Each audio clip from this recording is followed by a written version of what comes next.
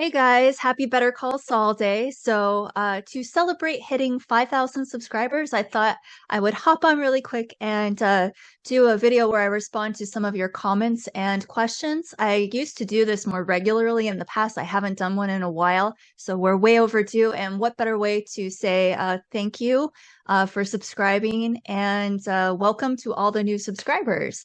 All right, so we got a big one tonight, 612 Waterworks.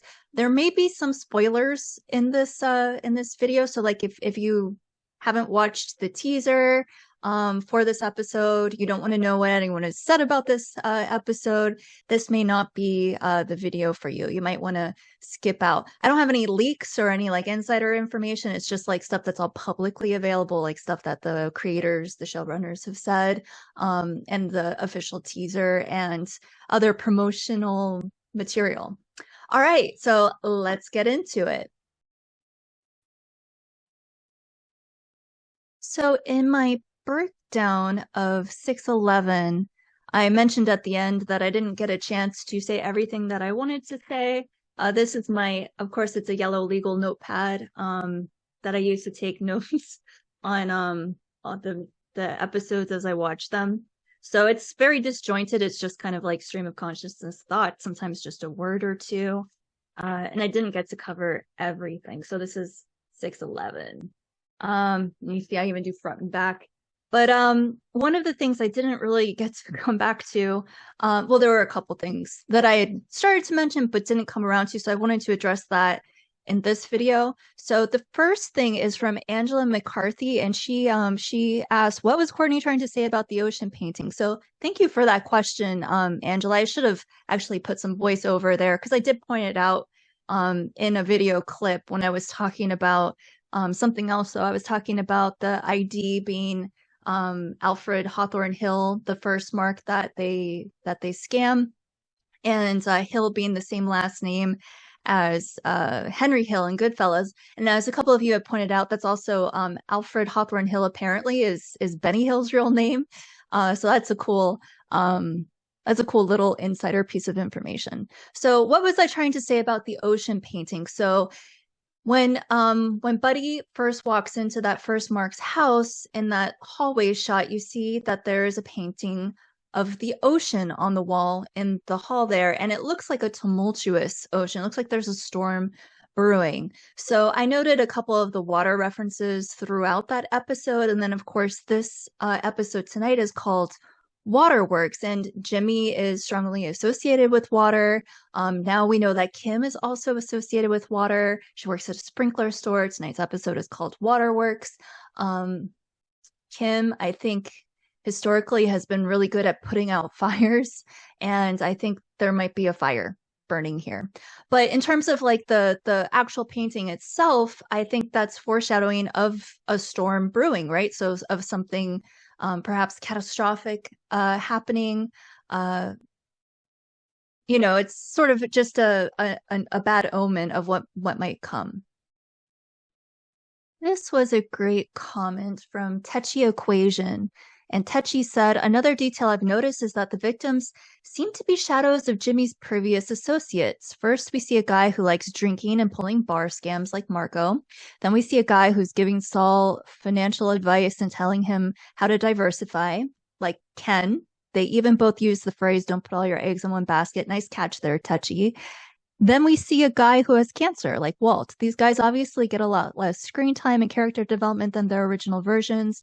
It really adds to the vibe of Jimmy trapped in his past, desperately pining for any part of the lives he used to have, whether it's pulling bar scams with Marco or Kim, or even the thrill of being Heisenberg's right-hand man. I think this was such a great observation, and it's not something that occurred to me when I was watching the episode, but I think you might be onto something there, Tetchy. So certainly scamming Ken and then the guy that reminds him of Walt makes sense to me. I don't know about Marco though, because Marco is his best friend. So, but in terms of the other two and like some sort of like not just reliving the past, but getting one last zing in at the types of people he despises is an interesting thought. I thought the first guy, Alfred, kind of looked a little bit like Orson Welles. That's who he reminded me of. But at any rate, I think this is a great observation. Next up, we have a comment from Caleb, and he says, when Jean is at the crossroad, I remember Kim coming back and choosing the bad choice road. This resulted in Howard's death, and everyone believes he committed suicide at sea. This episode has several references to water, ocean, sea, etc. Perhaps the consequence of Jean returning and talking to Kim will result in Jean's death or even suicide. In addition to the painting of the sea, we also see the animals in the documentary running away and entering the water. Jean might try to escape the police and end up drowning in his car. That would also be contrast to Chuck, one dying with fire and the other with water. Also, the sea symbolizes dreams of people with repressed desires and emotions, since water is a universal symbol of human emotions. Symbolizes happiness, death, and rebirth. For me, Jimmy's fate will be tragic. Well, I think it'll definitely be tragic. I think it's already tragic. So let me go back here. So yeah, the point about the documentary, it reminded me of a couple of things. So I know a few people think that perhaps like the cancer guy might be like the Jane in this situation, where Jimmy or Jean has to watch him die.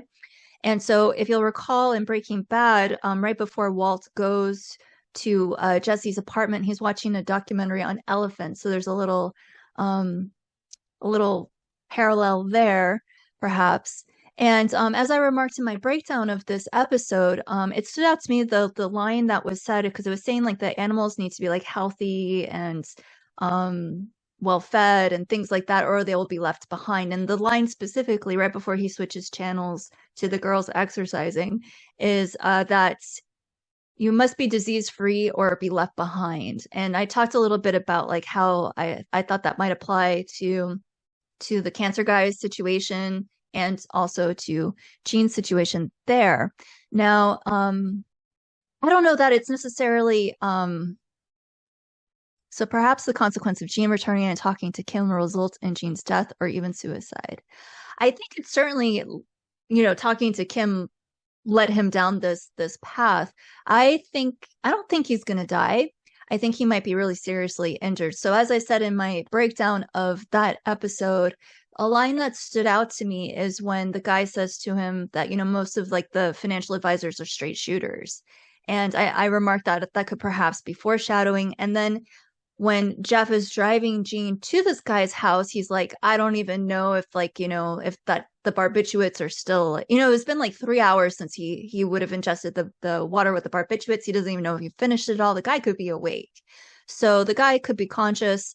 If he has a weapon in his house, he could pull it on Jean. And I actually think that's what's going to happen. If I had to predict what I think is going to happen, I think the guy's going to pull his weapon and fire. He might hit him. I don't think it's going to be a mortal wound, though. And then, so we saw the teaser where the cop cars are out front.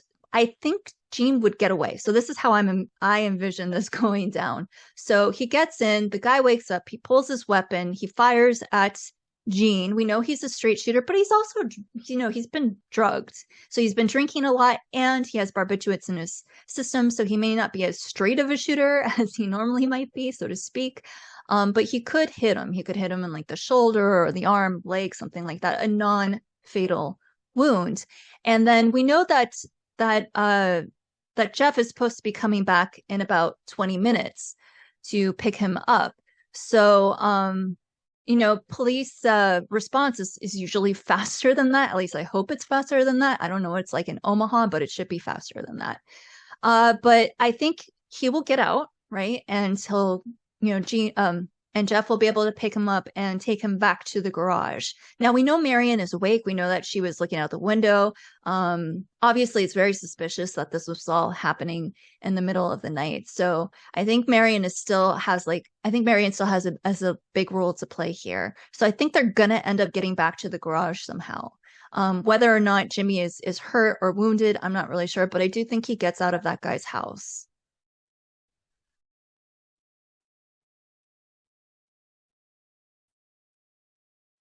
But the idea of Jimmy dying in water, I think, is a compelling one. So the season opens up in Saul's house, and we see that cardboard cutout of him floating face down in the water. I've talked about this before in previous videos that I've made. So that could perhaps be foreshadowing that he drowns.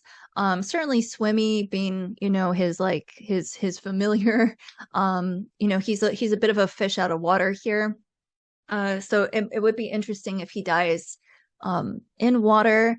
And then thinking in terms of like Frankenstein, right? So the story of Frankenstein ends with both the monster and Victor Frankenstein, the scientist, going to the Arctic and getting lost at sea. So we can, so I could see, water perhaps having something to do with his end. Whether or not he actually dies, I'm not sure. I don't think they're going to go that way. I don't think they're going to kill him off, but I could be wrong.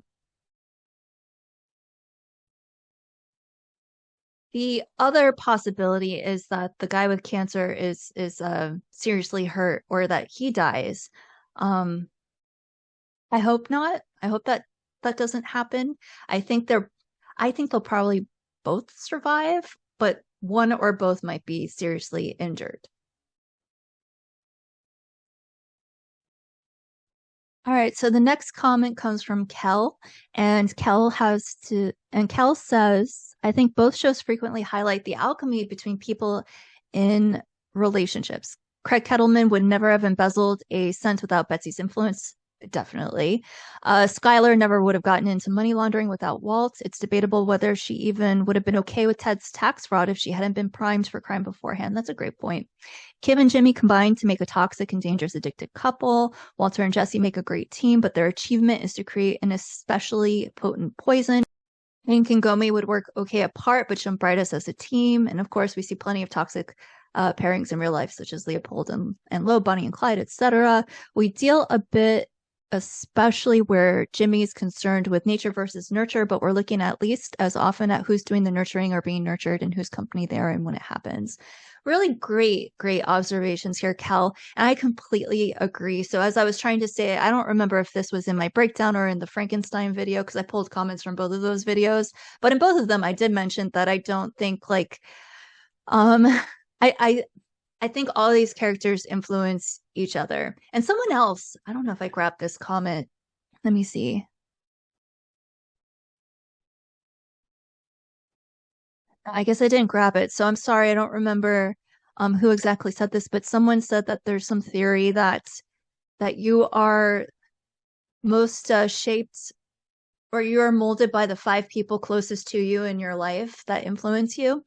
So yeah, it's an interesting thought experiment, I think, to consider whether any of these characters would have become what they became had it not been for the other influences in their life. So certainly, I think this character is heavily influenced by all of his experiences, dating back to early childhood. So how he felt about his family, his father. There are sheep and wolves in this world, figure out which one you're going to be. Certainly Chuck was a huge influence, in Kim. So, but other people as well. Other people have certainly influenced him. Definitely Walt, So, yeah, and then the question of nature versus nurture, is he really truly Slip and Jimmy at heart? Is there capacity for him to change? So yeah, it's a good question. I think it's probably, like, in real life, it's probably both. It's both of those things. So he is both a product of his environments, and also some of that was perhaps hardwired into him from birth.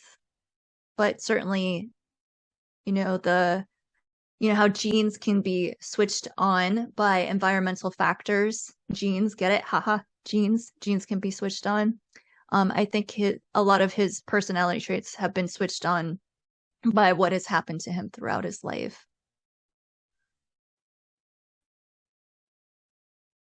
All right, so Julianne says, when I first watched this episode, I felt such deep sadness, dread, and horror. Then I did a rewatch after seeing your Frankenstein video, and I saw visual references to the 1931 movie everywhere. The wires above and behind Jean, and even the mixer blades remind me of the lab/electricity.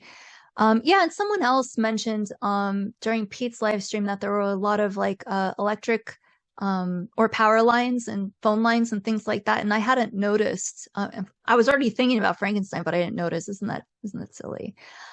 So yeah, I think that's a great observation. Even the car in Jeff's garage with the tarp over it gave me the vibe of the body on the table covered with a sheet. I love that observation. Absolutely. There are just tons more. Even Buddy walking his dog past the street lights that looked like old school gas lights, just too many to mention. It made me wonder if they had thought about this when they first decided to do the Gene scenes in black and white, or if it was a happy accident that they exploited really well in this episode. On another note, the Francesca phone scene also reminded me of the place where Nacho died. I don't know if it's camera angles, the time spent with the camera following the grounds. So there were two different shooting locations, but I would have to go back to see if there are any visual similarities, maybe perhaps to how they filmed that those two scenes. Someone in the comments, it may have been Kell, I think, pointed out that the reason why like they had to shoot that in Francesca at the gas station in a specific way is because there's like a new building across the street that wasn't there when they were filming during Breaking Bad. So that might have something to do with it. But as far as your other comments, yeah, there are a lot of references if you look for them, right? So as I responded to you, I really only just scratched the surface. And also there were a lot of Goodfellas references as well. And I'm sure I probably didn't even catch them all. I caught quite a few, I think. But I'm sure that there were probably more that I didn't catch. So one of the things I mentioned the scene, and I forgot the line though, because the line is the same. And someone else pointed this out in the comments when Henry Hill gets out of jail and he comes home and he finds out that Karen flushed all of their drugs down the toilet. He says, "Why would you do that, Karen? Why would you do that? That's all I had. That's all the money we had." And she was like, "Oh." I mentioned that part, her response, but I forgot the to talk about the line where he's like, "Why would you do that?" Because that is a line that Jean says to Francesca when she says that she gave tigerfish to the feds, and he's like, "Why would you do that?" So exact same line there.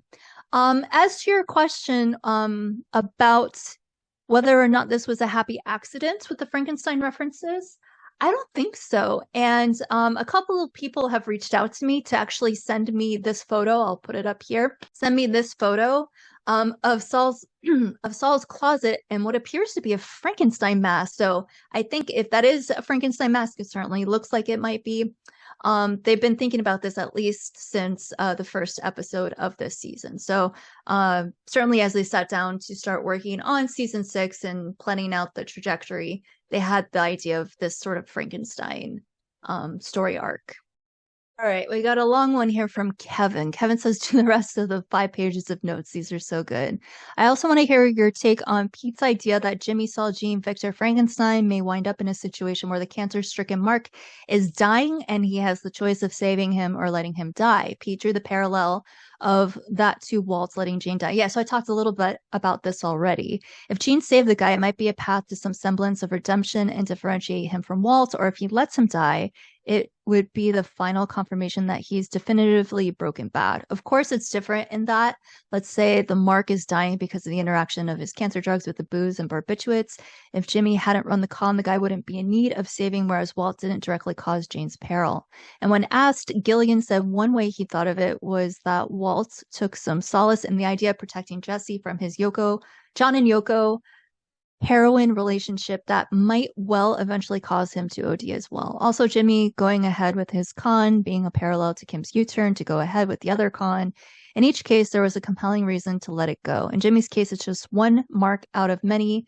And in Kim's, the gig Cliff has set her up for would have provided the money for her pro bono plan. But in each case, the addiction to the con resulted in them going forward with fatal consequences for Howard and possibly for Jimmy's Mark. On another topic, I couldn't wait any longer and started my rewatch of Breaking Bad. Okay.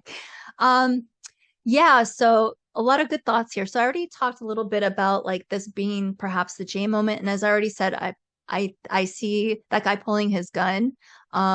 There could be a struggle could ensue. Maybe that guy is hurt in the process. He could die. Either of them could die. I mean, he's breaking into this guy's house. I think we have good cause to be concerned for both of them. And certainly also any interactions with the drugs is something else to certainly consider. So let's see what else. So yeah, obviously turning around. But when you say that it's just one mark out of many, I actually disagree because like thinking about this episode and like the way it's framed, right? So like it's right after the conversation with Kim where he flips the on switch, right? So it's like the on switch, and this is one of the things I didn't mention in my breakdown because I didn't really feel it was necessary to mention it, but it's just another observation that I had. So when when Saul meets with Mike and he tells him that he sees in Walt 170 pounds of clay ready to be molded, and I mentioned that reminded me a little bit of a Golem or a Golem. The mixing of the dough, right? The molding of the dough also made me think of the Golem. So like he switches it on, it's sort of like the Frankenstein. It's alive, shooting electricity, but also the mixing of the dough is like molding and creation. So we have the on switch and the off switch because there's a quick scene where he flips it off, framing the bar schemes, right? So he flips it on right after Kim, and then we go right into him meeting that very first Mark when he sings Brandy, and then we also get the montage in there, right? So the montage of him getting all these conning all these guys, sleeping with the women, et cetera, et cetera. And then there's a brief clip of him back at Cinnabon shutting it off. And that comes immediately before the scene with this final Mark, with the guy with cancer. And I thought that meant that maybe perhaps he was finished, right? Like he was and I took that to mean that perhaps he was finished with the con. So this idea of addiction, I think, is really interesting, right? So like he couldn't help himself. So maybe he was thinking that he would shut it off, or there was hope he could shut it off, but then he goes ahead with this scam. But I also read this scene a little bit differently.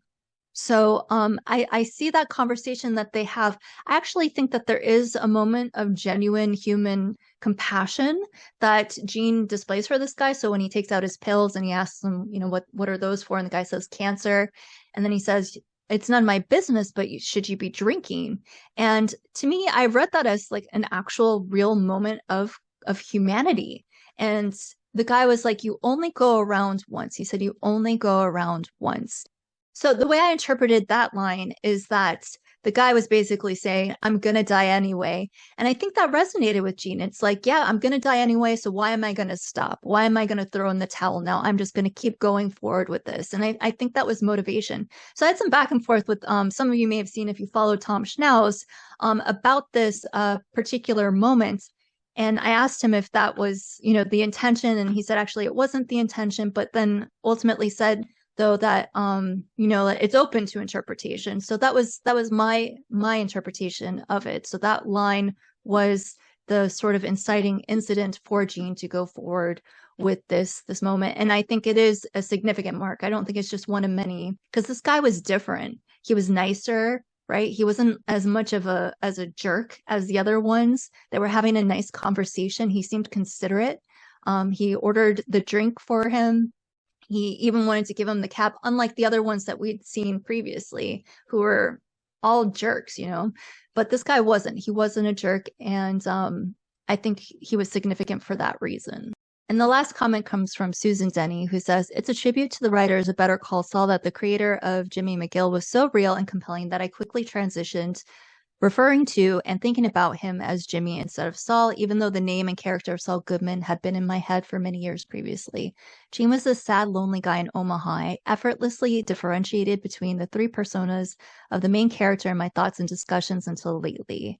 Now I mix them up all the time. You have gotten it right. The main character is an amalgamation of Jimmy, Saul, and Gene, a unique person, differently composed of parts of what he was before, just like a Frankenstein monster. That is why he doesn't have a definitive name in my head. The sad thing is that Jimmy Saul Gene guy contains the worst parts of each of his former personas. And I love this comment, Susan, because you so clearly articulated what I was trying to say, but I think you said it better in this comment. So really, really well said. And I've certainly been struggling when doing these videos. I instinctually want to call him Jimmy because that's how I think of the character, but certainly that more so with Nippy than with this last one. I think I had less trouble because we really see the worst in him come through. But yeah, it is hard to keep them straight. And so I do think that is certainly a nod to the writers and what they were maybe trying to accomplish. Now, all that being said, perhaps this is naive of me, but I do think that there is still potential for some redemption. Not to say he can be absolved of everything that he's done, not at all, but I do think I think Jimmy is still in there. I think Jimmy is just deeply, deeply repressed. And I think that there might be hope for him to come clean.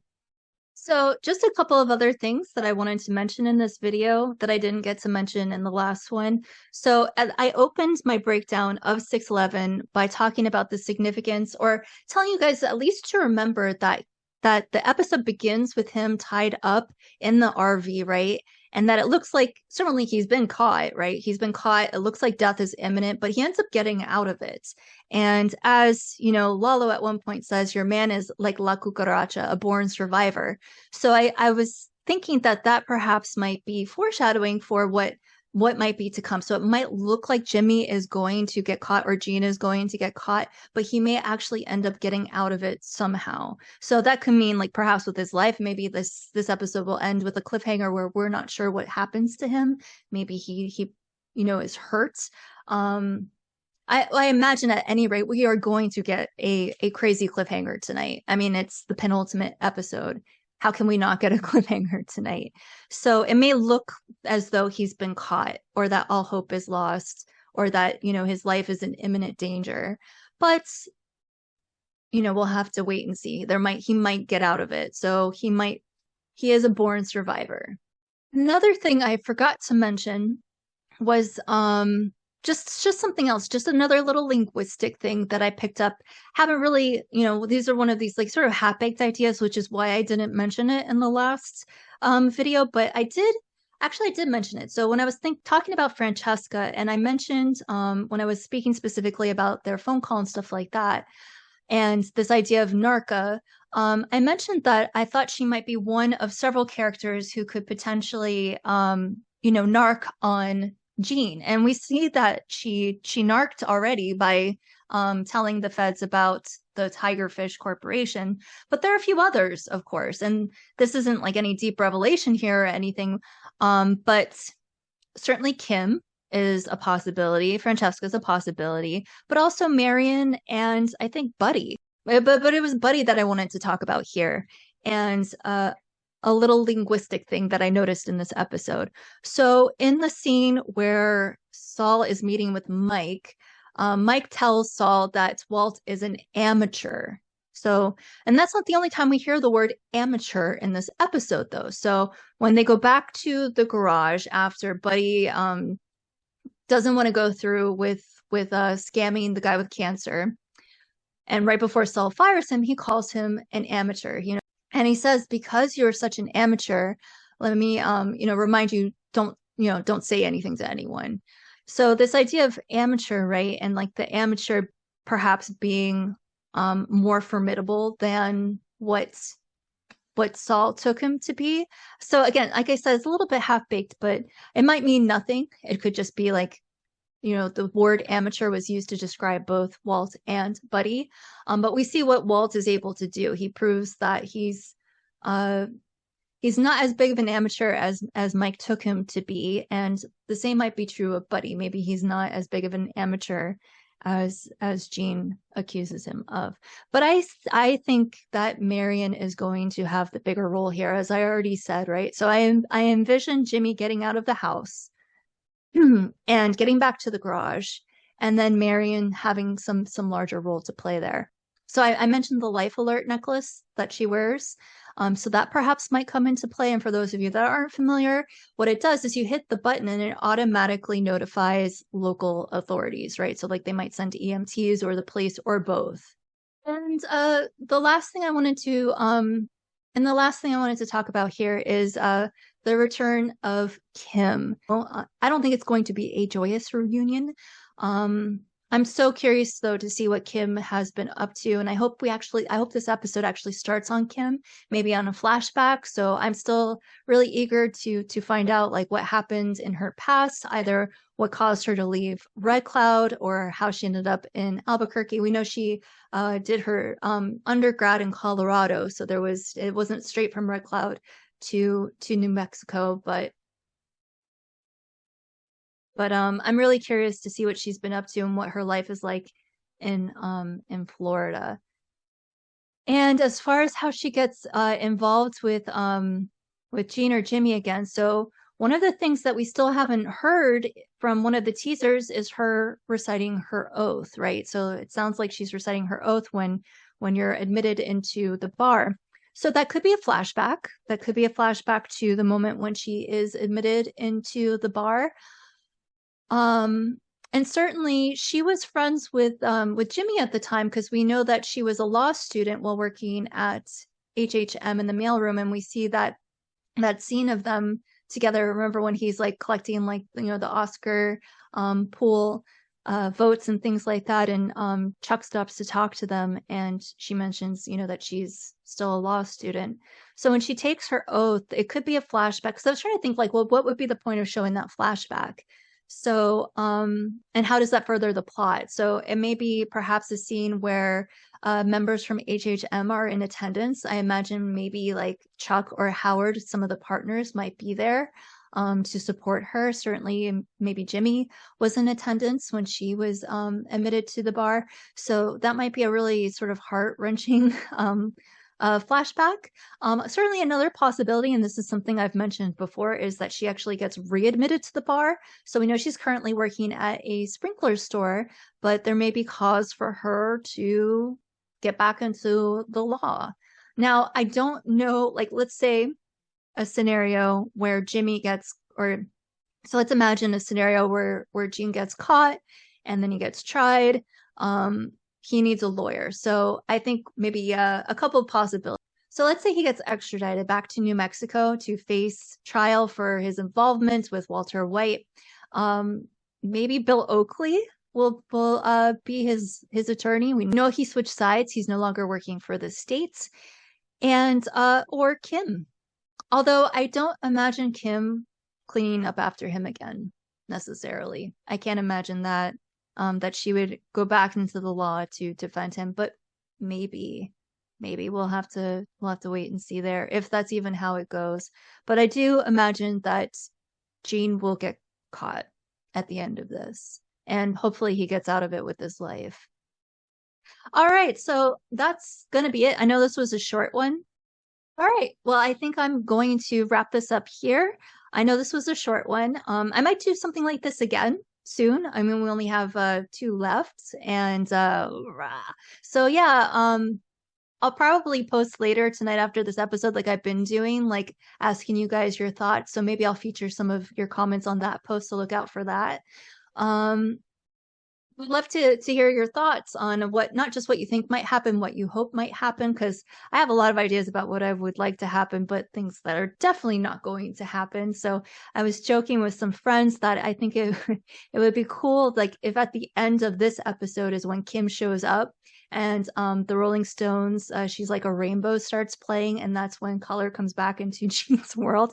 I know it's really, really cheesy, and I know it's super fanficky. Definitely not going to happen, but it's just, I think about the show constantly all the time, so things like this just occur to me. I thought it would be cool because she's like a rainbow. She comes in colors everywhere. Yeah, so thank you to all the new subscribers, and thank you to all my my old school subscribers and my ride or dies. You know who you are. Thank you guys so much for your comments and your support. It's been so much fun. The last 6 months have been I can't believe it's been almost 6 months since I've been doing this. But it's been a lot of fun. It's been really, really great to get to know you guys and to chat with you. It's been so much fun. I'm going to miss it. I'm going to really miss this show and this universe. All right. So I hope you enjoy tonight's episode. And I'm eager to hear your thoughts about it. Of course, I'll have content coming out about it. I like to take a couple days to think about it, and analysis, is not something you can do like immediately after. So it's something that I like to even teach my students like how to read in multi-draft ways, we call it. So the first time you read something, and in this case, we're saying read would be like watching something for the first time. So the first time you read a text or encounter a text or a film or a TV show episode, something like that, you read with the grain.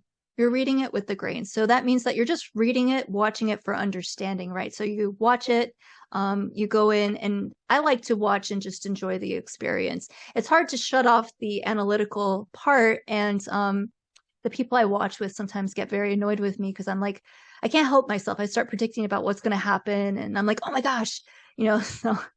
And the last one, when Francesca looked at the clock at 2 and it's at 2:05, I was like, oh, the phone call, and everyone's like, shh.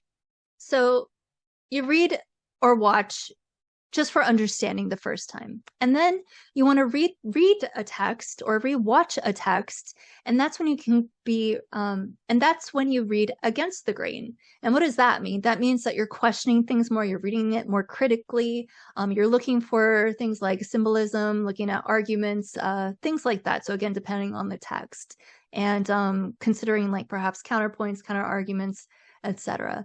So in order to develop analysis, it really takes time. So like the sync thing, like the clogged sync, I certainly noticed it the first watch through. And I was like, what could that mean? Like what is the significance of this clogged sync? And it didn't occur to me that perhaps it meant like, you can't wash evidence away until the second viewing. And I was like, ah. And speaking of which, oh, I'm glad I said that, because this was another thing I did want to mention was the description for this episode is a new discovery is made, or a discovery is made, or something like that. And throughout this episode and throughout this season, discovery and this discovery process has been huge, right? So it's something that it's a word that we've heard over and over and over again, but it's also been thematic, right? So the characters have been on their quest for discovery, to discover proof, right? Discover proof. So a new discovery is made. I think, means that evidence is going to be found. So I think that sync with the stuff floating up, that evidence is going to surface, is significant. So, I didn't mention it, but I showed like a scroll of like some of those bigger questions of what might be discovered in this episode. So certainly Kim, right? Jean's whereabouts is the discovery. But I was thinking perhaps Howard's body could be found, and or some other proof that incriminates him in some way. So I know like a lot of people have been wondering whether like we'll see Cheryl again. Will there be closure to the Howard storyline? And I think I mentioned this on Pete's channel. I don't know that we'll necessarily see Cheryl again, but I think it's definitely possible that that the truth will come out about Howard. So whether or not they ever actually find his body, I think that will be shared. Or at least I hope it is, to give closure, not just to Cheryl, but to everyone in Howard's life, all his loved ones, his family, his friends, and it would be to honor his memory. Everyone thinks that he died, that everyone thinks that he killed himself, and that's not true, right? And it turns out he was murdered by this psychopathic cartel guy.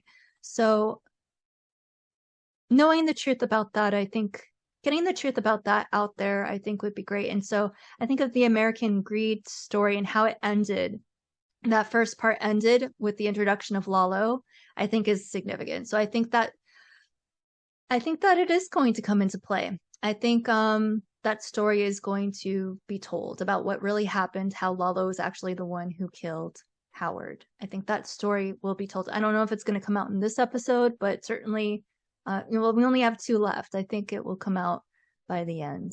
All right. I'm going now for real. Thank you for watching. Share your thoughts in the comments below.